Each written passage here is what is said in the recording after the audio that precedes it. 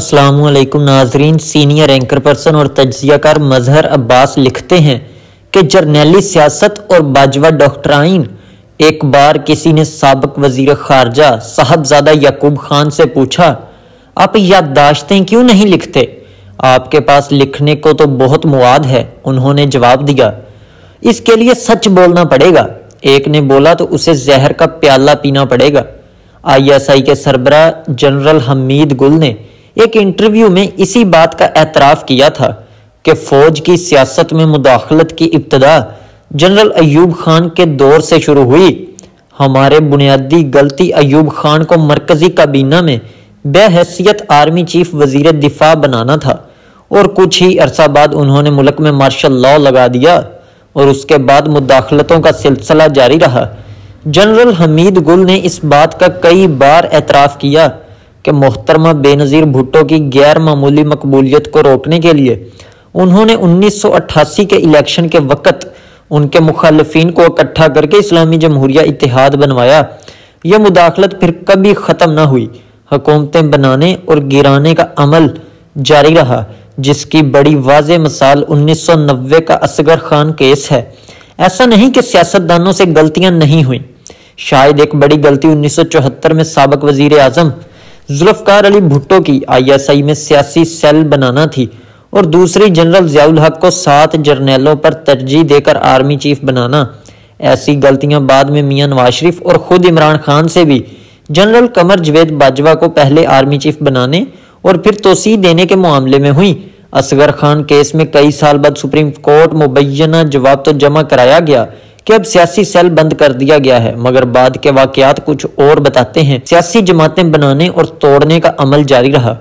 اس وقت ملک کے 2 سابق وزرائے اعظم نواز شریف اور عمران خان کی بنیادی تنقید کا ہدف سابق army chief general Qamar Javed Bajwa ہیں، گو کہ وہ انہی دنوں کے طفیل نہ صرف اس عہدے پر فائز رہے بلکہ 3 سال کی توسیع بھی لی۔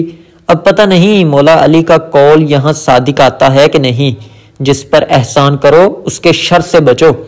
ابھی ہم نے صرف 2 فریقوں کو سنا ہے اور انتظار ہے کہ جنرل باجوہ کب اپنی زبان کھولیں گے، اور ان تینوں میں کون سچ بول رہا ہے اور کون حقائق کو مسخ کر رہا ہے، اس کے لیے تھوڑا انتظار کرنا پڑے گا۔ تاریخ بہت بے رحم ہوتی ہے، آپ جتنا بھی سچ کو دبانا چاہیں وقت آنے پر حقائق سامنے آ ہی جاتے ہیں۔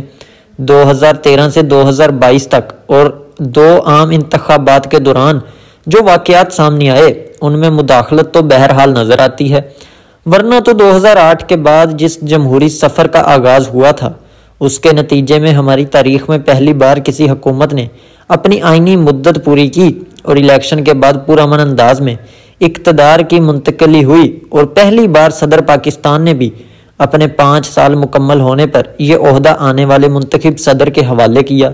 مگر بدقسمتی سے اس سارے عمل کے لیے جو میثاق جمہوریت کا حصہ تھا، ایک بہت بڑی قربانی دینا پڑی۔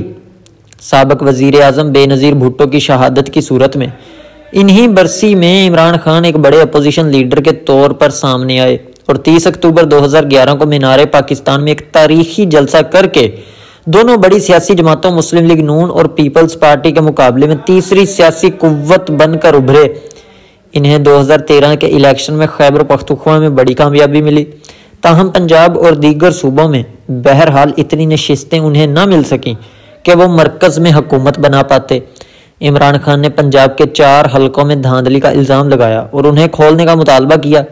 نواز شریف اگر یہ مطالبہ مان کر اور ایک قدم آگے جا کر ان حلقوں میں دوبارہ الیکشن کی پیشکش کرتے تو جمہوری کلچر کو فائدہ ہوتا۔ اس کے بعد ہونے والے واقعات نے بہت سے سوالات اور پس پردہ کرداروں کے بارے میں شکوک و شبہات پیدا کیے، جن میں خاص طور پر جنرل شجاع پاشا کا نام آتا ہے۔ اس وقت کے army chief general Raheel Sharif سے جب عمران خان نے ملاقات کی اور نواز شریف کو ہٹانے اور نئے انتخابات کرانے کا مطالبہ کیا اور انہوں نے معذرت کر لی تو عمران خان اس پر خاصے مایوس ہوئے۔ پھر ایک بار ان کی امیدیں بندھیں جب جنرل راحیل شریف اور نواز شریف کی ایک طویل ملاقات وزیر اعظم ہاؤس میں ہوئی۔ عمران خان اس وقت اپنے کنٹینر پر ٹہل رہے تھے کہ حکومت اب گئی کہ جب گئی، اس کا احوال بتاتے ہوئے اس کے چند دن بعد سابق وزیر داخلہ چودھری نثار علی خان نے مجھے بتایا کہ ملاقات میں وزیر اعظم نواز شریف نے بہت سے حاضر سروس افسروں کی اپنی فیملیوں کے ساتھ دھرنے میں شرکت پر سوالات اٹھا دیے تھے۔ آج نواز شریف جنرل قمر جاوید باجوہ، جنرل فیض اور چیف جسٹس ثاقب نثار پر سوالات اٹھا رہے ہیں، خاص طور پر پاناما کے بعد ان کی حکومت کے خاتمے اور 2018 کے الیکشن کے حوالے سے وہ ایک اور سابق چیف جسٹس آصف سعید کھوسہ پر بھی تنقید کر رہے ہیں۔ دوسری طرف عمران خان بھی جنرل باجوہ اور اسٹیبلشمنٹ کو اپنے خلاف عدم اعتماد کی تحریک کی کامیابی کا ذمہ دار قرار دیتے ہیں، مگر وہ اسٹیبلشمنٹ کے سیاسی کردار کو مکمل طور پر ختم کرنے کے حق میں نہیں، بلکہ وہ تو ISI کے کردار کو بھی احتساب کے حوالے سے برقرار رکھنا چاہتے ہیں۔ یہی بنیادی تضاد ہے، کیونکہ ایک طرف یہ کہا جاتا ہے کہ جنرل باجوہ نے نیب کو اپنے کنٹرول میں رکھا اور نواز شریف کو نااہل کروانے میں بھی ان کا کردار ہے، تو دوسری طرف وہ یہ بھی چاہتے ہیں کہ ISI کا سیاسی کردار برقرار رہے۔